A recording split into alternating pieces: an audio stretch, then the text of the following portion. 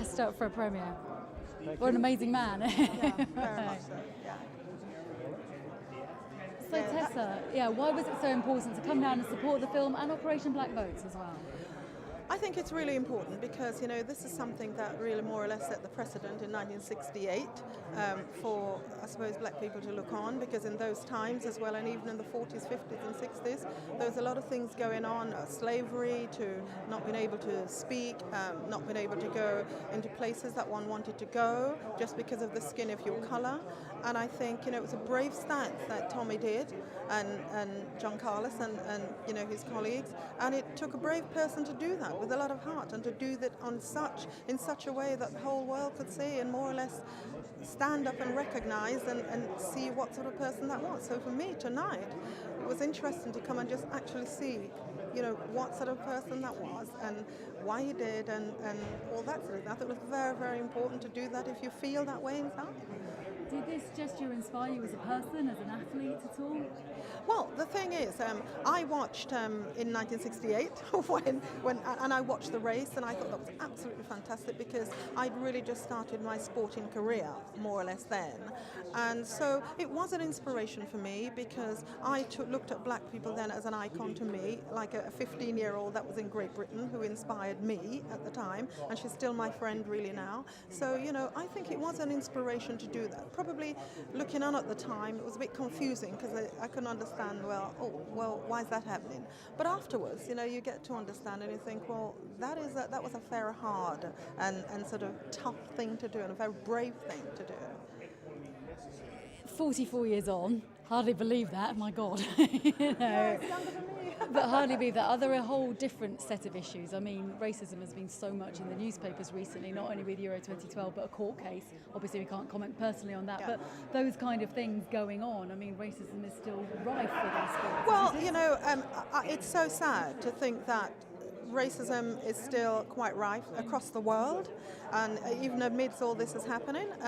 Thank God, in the sense that, in sport, we are not seeing it too much here, but we do see a little bit of it, and as I say, we don't come into the court case, but it shouldn't be happening at all, because when one looks at the teams now in sport, there are so many black people that is making up a team to the fore and competing to the fore and adding really sort of grace, prowess and points, which is really evident in every country.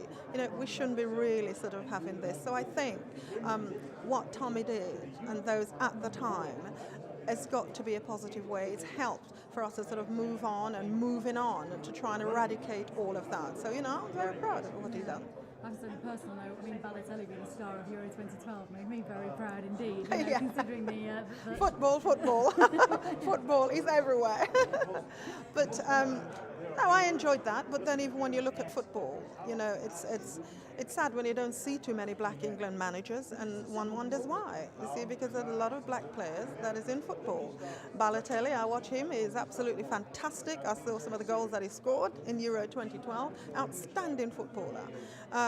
But sport and politics, everybody's saying it shouldn't mix, but at the moment I don't see. There's a lot. We're a bit more distance in that, but we hope it doesn't mix. But it is there.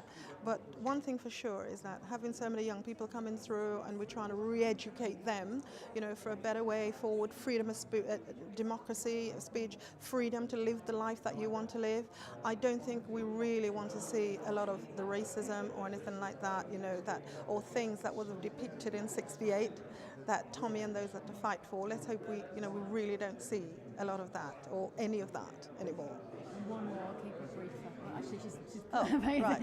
Okay. What kind of Olympics are we going to have? We are going to have a fantastic London 2012, and I really mean that because if the weather's great, then I think we'll all be smiling, and that would be great. Because the thing is, Team GB is feeling very positive. They're looking very positive. We've got medal potential winners in there, and I think there's going to be some nice surprises, and not just on the track. And wonderful it can be about a great city and athleticism, and it's not a time when this gesture was necessary. Well, yeah, you know what? I love London. I think it was a marvellous thing for the Olympics to be offered to Newham, because I do a lot of work in Newham, and the borough or is quite a poor borough, and you get sort of like normal, wonderful people living there who's trying to strive forward, and having the Olympic Games come to that borough is fantastic because the people are fantastic. They'll welcome it. The whole of UK will welcome it. I see the regeneration that it's done. It's become a star city. So and with one talk about sort of prejudice and everything like that, there's like over 100 languages spoken in Newham, and a lot of the people will come together and welcome that. And the whole nation's going to come there, and difference in teams and shape sizes. It's going to be marvellous. It's going to be a great games. Amazing, Tessa. Thank you.